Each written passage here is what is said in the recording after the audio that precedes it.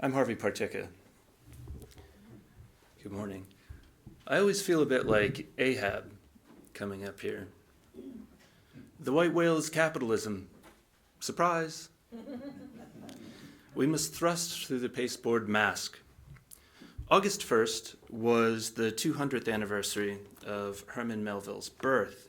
His most famous book, Moby Dick, for all its Shakespearean diablerie at sea, is fundamentally a story about labor. Not merely that which goes into the production of spermaceti, a valuable waxy substance, from the head of the whale, but that which critiques the madness of invidious racial categories like quadroon and octoroon, that critiques colonial genocide against the Native Americans like the Pequot, and that critiques the monomania of profit at the expense of queer love and solidarity. A company of cannibals is preferable to the company of capitalists.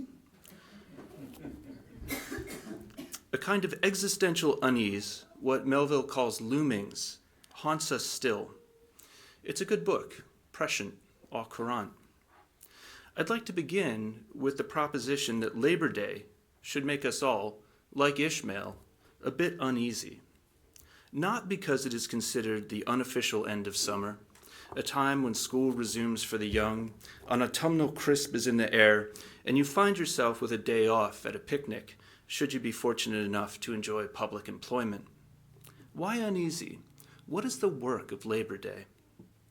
From a cursory glance at Wikipedia, one learns that, according to one early history of Labor Day, the event originated in connection with a General Assembly of the Knights of Labor. Convened in New York City in September 1882, a public parade of various labor organizations was held on September 5th, and Secretary of the Central Labor Union, Matthew McGuire, is credited for first proposing that a national Labor Day holiday subsequently be held on the first Monday of each September in the aftermath of this successful public demonstration. Further, an alternative thesis maintains that the idea of Labor Day was the brainchild of Peter J. Miguire, a vice president of the American Federation of Labor. On May 8, 1882, McGuire made a proposition to the fledgling Central Labor Union that a day be set aside for a general holiday for the laboring classes. McGuire further recommended that the event should begin with a street parade as a public demonstration of organized labor's solidarity and strength, with the march followed by a picnic to which participating local unions could sell tickets as a fundraiser. McGuire suggested the first Monday in September as an ideal date for such a public celebration, owing to optimum weather and the date's place on the calendar, sitting midway between the 4th of July and Thanksgiving public holidays. Less successfully, in 1909, the American Federation of Labor Convention designated the Sunday preceding Labor Day as Labor Sunday, to be dedicated to the spiritual and educational aspects of the labor movement. It didn't particularly catch on. Perhaps this morning we're bringing it back. Friends, happy Labor Sunday. So what's not to like? Given our quotidian hellscape, picnics and parades seem relatively unimpeachable. But let me ask you, when you think of Labor Day, does a public demonstration of organized labor's solidarity and strength come to mind? No? Well, pass the ketchup, or pass the harpoon. Indulge me if I again lean on Wikipedia to tell you about another holiday. The date of May 1, an ancient European folk holiday known as May Day, emerged in 1886, 4 years later than Labor Day, as an alternative holiday for the celebration of labor, later becoming known as International Workers' Day. The date had its origins at the 1885 convention of the American Federation of Labor, which passed a resolution calling for adoption of the 8-hour day, effective May 1, 1886. While negotiation was envisioned for achievement of the shortened workday, use of the strike to enforce this demand was recognized, with May 1 advocated as a date for coordinated strike action. The proximity of the date to the Bloody Haymarket affair of May 4, 1886, further accentuated May 1st's radical reputation. I'd like to take a moment here to briefly discuss the Haymarket Affair because it helps to characterize the spirit of May Day as opposed to Labor Day. Wikipedia again. The Haymarket Affair was the aftermath of a bombing that took place at a labor demonstration on May 4, 1886, at Haymarket Square in Chicago. It began as a peaceful rally in support of workers striking for an 8-hour workday. The day after police killed 8 workers, an unknown person threw a dynamite bomb at the police as they acted to disperse the meeting, and the bomb blast and ensuing gunfire resulted in the deaths of 7 police officers and at least 4 civilians. Dozens of others were wounded. In the internationally publicized legal proceedings that followed, 8 anarchists were convicted of conspiracy. The evidence was that one of the defendants may have built the bomb, but none of those on trial had thrown it. 7 were sentenced to death, and 1 to a term of 15 years in prison. Illinois Governor Richard J. Oglesby commuted 2 of the sentences to terms of life in prison. Another committed suicide in jail rather than face the gallows. The other 4 were hanged on November 11, 1887. In 1893, Illinois Governor John Peter Altgeld pardoned the remaining defendants and criticized the trial. One of the hanged was socialist and later anarchist newspaper editor, orator, and labor activist Albert Parsons. These are his last words to his wife, Lucy. Cook County Bastille, cell number 29. Chicago, August 20th, 1886. My darling wife, our verdict this morning cheers the hearts of tyrants throughout the world, and the result will be celebrated by King Capital in its drunken feast of flowing wine from Chicago to St. Petersburg. Nevertheless, our doom to death is the handwriting on the wall, foretelling the downfall of hate, malice, hypocrisy, judicial murder, oppression, and the domination of man over his fellow man. The oppressed of earth are writhing in their legal chains. The giant labor is awakening. The masses, aroused from their stupor, will snap their petty chains like reeds in the whirlwind. We are all creatures of circumstance. We are what we have been made to be. This truth is becoming clearer day by day. There was no evidence that any one of the 8 doomed men knew of or advised or abetted the Haymarket tragedy. But what does that matter? The privileged class demands a victim, and we are offered a sacrifice to appease the hungry yells of an infuriated mob of millionaires who will be contented with nothing less than our lives. Monopoly triumphs. Labor in chains ascends the scaffold for having dared to cry out for liberty and right.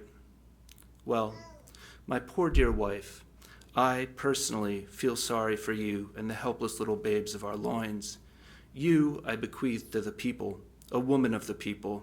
I have one request to make of you. Commit no rash act to yourself when I am gone, but take up the great cause of socialism, where I am compelled to lay it down. My children?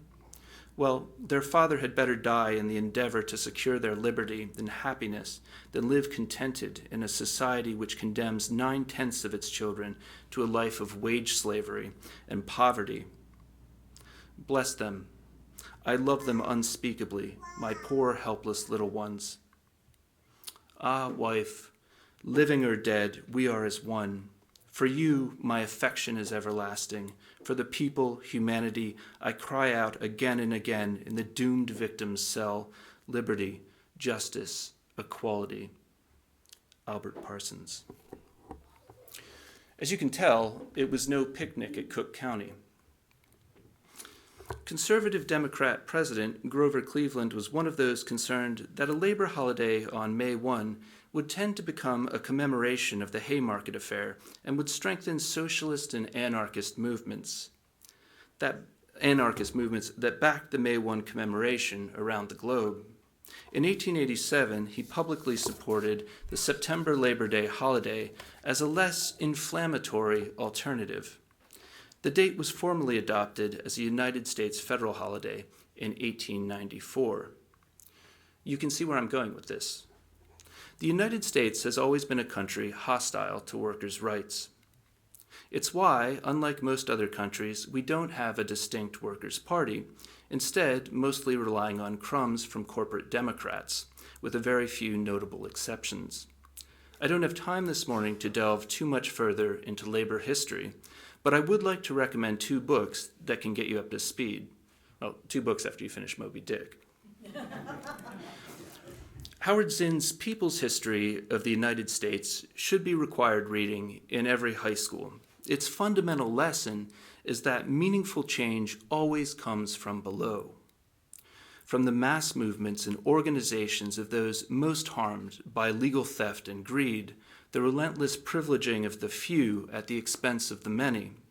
In other words, change comes from those who confront capitalism to gain control of their lives. Again, I'd remind you, there is nothing confrontational about a picnic. It's legal in every state. The second book I'd like to recommend is Labor's Untold Story, published by the United Electrical Workers, UE, a union that has done well over the years, in part because it refused to purge communist members. Labor's Untold Story is precisely that, a subterranean history of struggle that tells of the militant organizing and fight back of the working class without the cant or equivocation of good folks on both sides. The authors of both books are aware that slaves, too, were given the occasional holiday and picnic. If we recall Frederick Douglass' question, what to the slave is the 4th of July, we could do worse than to ask ourselves right now, what is the work of Labor Day? If quiescence is the answer, the banality of business as usual its course, I'm afraid we must look elsewhere to find life, to find hope, militance, and solidarity, the foundations upon which to build a better world. We must learn again to strike. That is the legacy of May. But let's not get ahead of ourselves. Who are we? Close your eyes for a second. Now, picture a worker, an organized union activist. Who do you see? Is it a burly miner, perhaps? A steel worker? Or is it a teacher, a home health aide, a nurse? Is it you? According to Kim Kelly, writing in the April 22nd Washington Post, women, and particularly women of color, remain on the front lines of worker organizing in a variety of industries, including those our patriarchal society has long coded as women's work. Workers in a slew of traditionally feminized labor sectors, from education and domestic work to food service and sex work, have driven some of the movement's most important victories. That is critically important both because they now make up the majority of the working class and because their involvement is helping to reshape the priorities of organized labor. Kelly continues, building collective power gives women an opportunity to challenge the Trump administration, for instance, which has launched an all-out assault on bodily autonomy, health care, reproductive freedom, abortion rights, civil rights, and LGBTQ rights, in addition to its ongoing war on labor. All of these issues intersect in meaningful personal ways for the women on the picket lines, especially those who are of color, who are undocumented, who are poor, who are raising children or caring for other family members, and for whom, with whom, we might add, our picnicking does nothing. Which side are you on? Let's take a minute. Are you a worker? Do you have a boss? Does someone tell you what to do at work? Do they explain that you're just going to have to tighten your belt while management receives raises and maybe another round of consultants is hired? Are all those administrators necessary? Do CEOs really deserve 400 times the wages of their average worker? Are you a billionaire? Why did Amazon pay no taxes last year? Why do we only have a squad representing the interests of the working class majority and the better part of a Congress representing the shareholders of multinational corporations? What privileged right do we have to roast hot dogs while the rest of the world burns? There is no offset for the cluster-bombed Yemeni family. No justice for the immigrant father and daughter the river claimed, but we would not. There is no patriotism to answer for our collective guilt. War is the health of the state, xenophobia its lubricant. Let us join Wilfred Owen, a British poet who died in World War I, a week before the armistice, in condemning the old lie, dulce et decorum est pro patria mori. It is not sweet to die for this or any other state. It is sweet to live. But if we must die, let us first live as August Spies, another Haymarket martyr, foretold. If you think that by hanging us, you can stamp out the labor movement, the movement from which the downtrodden millions, the millions who toil and live in want and misery, the wage slaves, expect salvation, if this is your opinion, then hang us. Here we will tread upon a spark, but there and behind you and in front of you and everywhere flames will blaze up. It is a subterranean fire. You cannot put it out. And so, brothers and sisters, shipmates, we are aflame. We are aflame with the organized teachers who are teaching us in red states and all over the country that the narrow focus of traditional business unionism, the unionism of Labor Day, but not May Day, is, as Micah Utricht argues in Strike for America, suicidal. During a time of austerity in particular, it is unable to succeed even on its own parochial terms of delivering better pay and benefits to its members. That is made clear by the declining living standards over the past 4 decades of even the unionized American working class. Instead, we must burn with the multiplied sparks of social movement unionism, a style of unionism that, according to Utricht, sees its power as coming from its members, as well as other unions and communities outside the union. For the Chicago Teachers Union, that won an important strike in 2012, that in some ways precipitated today's Red for Ed movement, that has meant a democratic, bottom-up organizing style that engages the entirety of the union's membership.